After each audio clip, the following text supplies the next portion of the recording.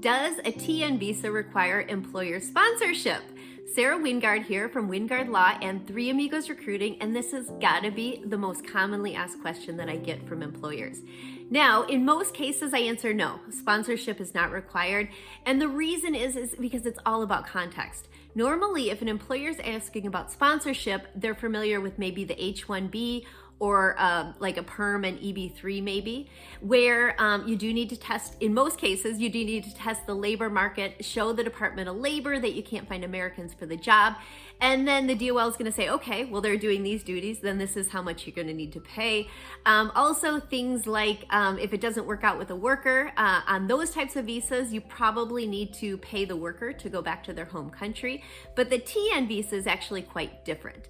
Now with the TN visa, what is required is a simple letter from the employer that talks a little bit about the company, about what the job duties are going to be for this worker, about how much they're going to be paid, and the length of employment.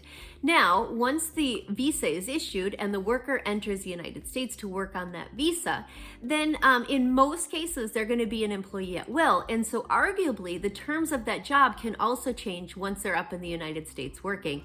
And so this is one of the reasons why normally when I get that question, I say no.